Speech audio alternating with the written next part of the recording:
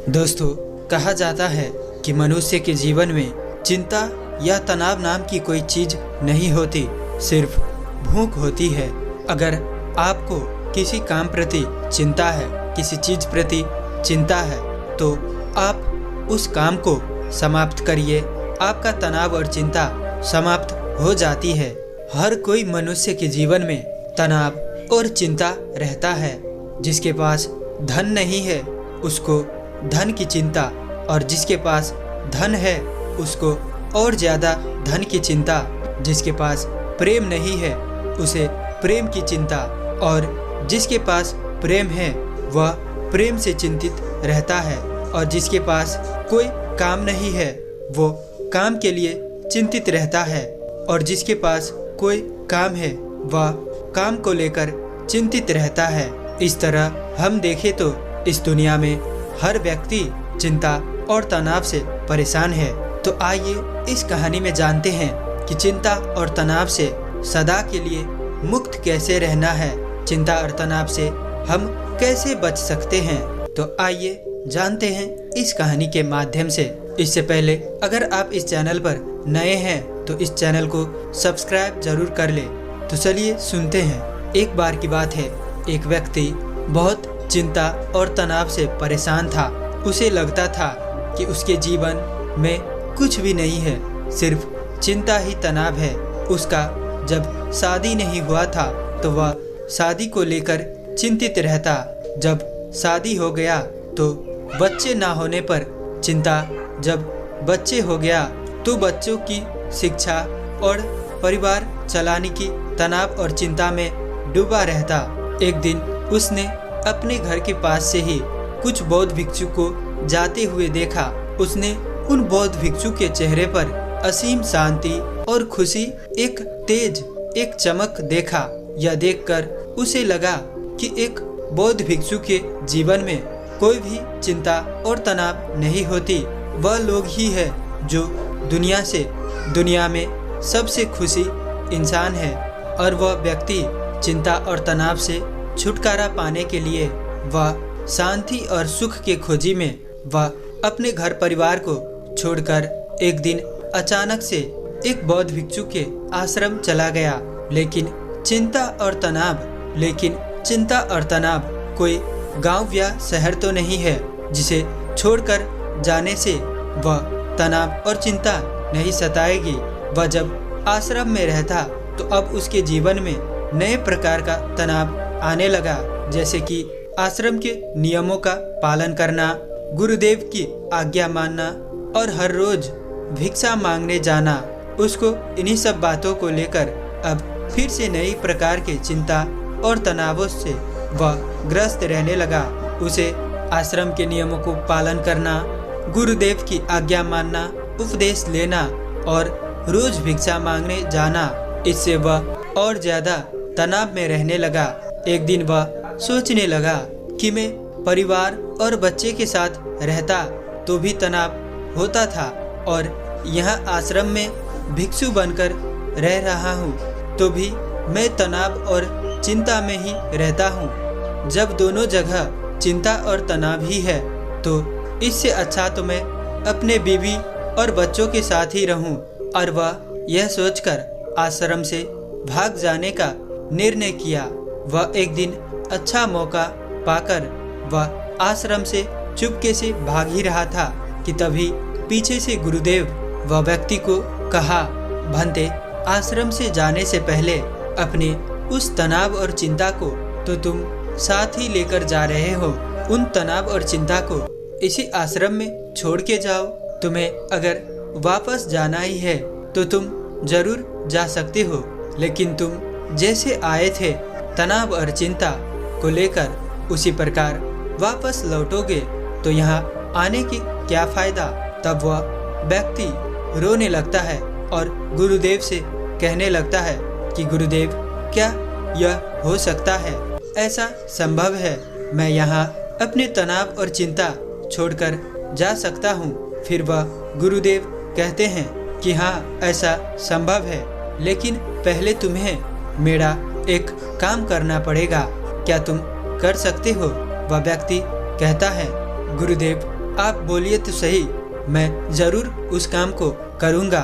और तब गुरुदेव कहते हैं कि भंते, तुम कोई ऐसे व्यक्ति को ढूंढ कर लाओ जिसके जीवन में कोई भी किसी भी प्रकार के तनाव या चिंता न हो। वह शिष्य कहता है, जी गुरुदेव। और वह शिष्य सुबह सवेरे सवेरे निकल जाता है एक ऐसे व्यक्ति को ढूंढने जिसके जीवन में किसी भी प्रकार के कोई चिंता या तनाव न हो।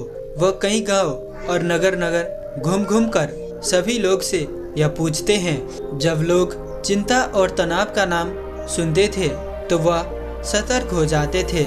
जब वह व्यक्ति लोगों से पूछता था कि आपके जीवन में कोई चिंता या तनाव तो नहीं है, तब वह लोग अपने जीवन की चिंता और तनाव को और बढ़ा चढ़ाकर व्याख्या करने लगते थे। वह कहने लगते थे, अरे मेरे जीवन में तो सबसे बड़ी समस्या है। वह बहुत ढूंढा, वह इधर उधर बहुत हाथ पैर मारा।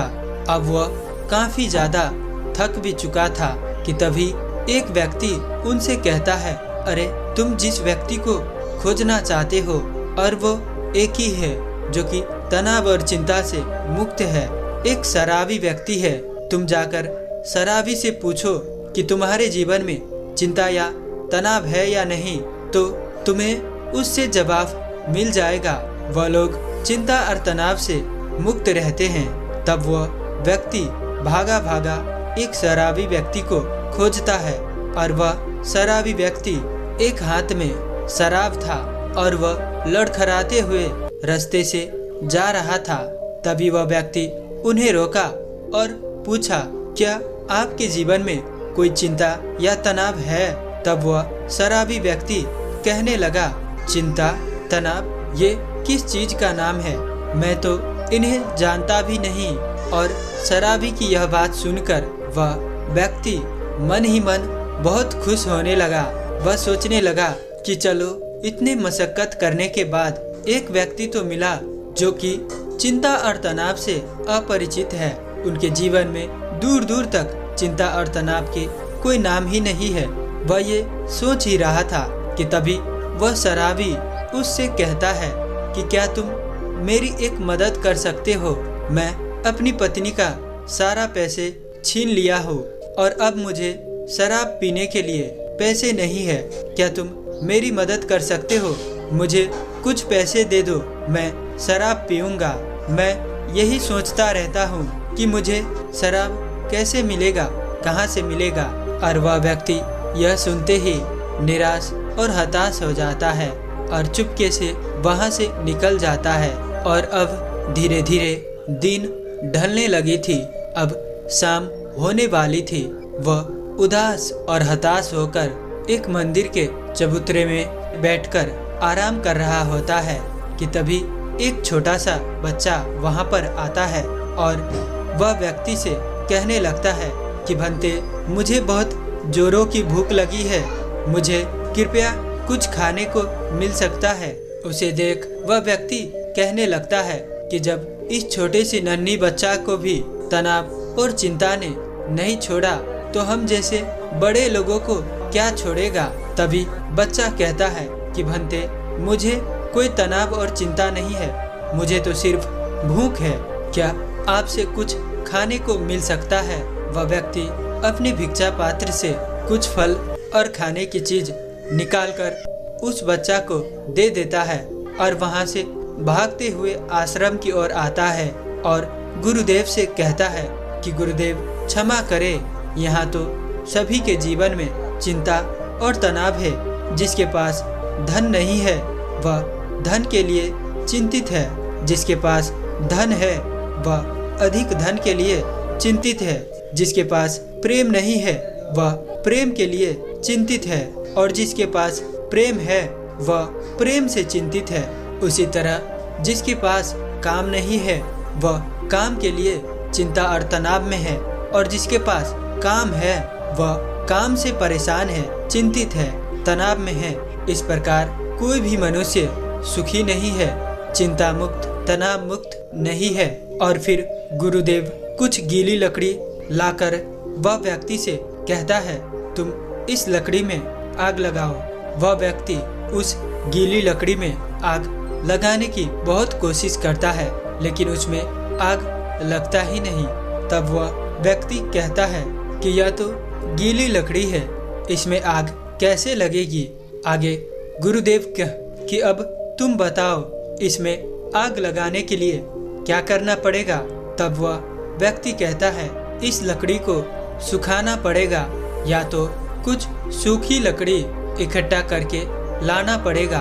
और फिर गुरुदेव उस व्यक्ति से कहते हैं कि अगर तुम इस गीली लकड़ी में आग नहीं लग रही है, यह सोचकर चिंता और तनाव में रहने लगोगे, परेशान हो जाओगे, तो इससे तुम और भी चिंतित ही रहोगे। इसके लिए तुम्हें काम करना पड़ेगा, उसको सुखाना पड़ेगा या कुछ सूखी लकड़ी चुनकर लाना पड़ेगा।